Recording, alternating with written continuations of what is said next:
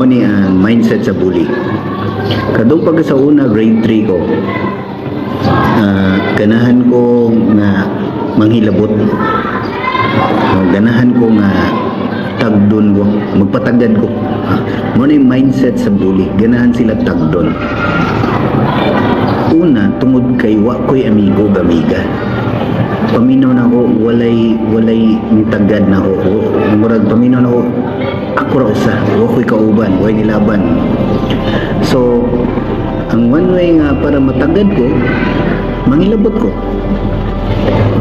Wow na ko ang chinila sa akong classmate, nga gukuron ko niya. Ganahan ko, gukuron ko. Na akong mga classmate, masuko na ako. Muna yung utok sa bully. Wow ka ba, ingan na ba niyo ang bully? Kaya napay mas grabe nga bully, kaya naman umbag na, kanang manakit na, makadlok na, lahi na nga bully, na nakasuway ko na biktima ko nga na bully. Pero usual na bully is manghilabot lang. Laptan mo bag, kuha mo bag, suwatan mo sa nina, ingan na bully, kasuway mo na.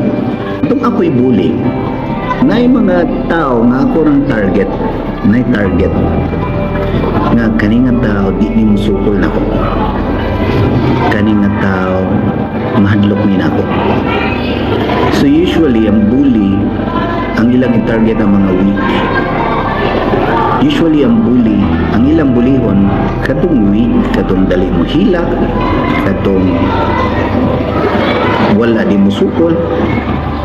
Siyempre, isag ako, ilabtan ako ang sumbag pa lang ako. Di ba? So kung bully ang imo hisgutan, ang ilang bully, ang ilang hilabtan, kadong pamino nila weak nila.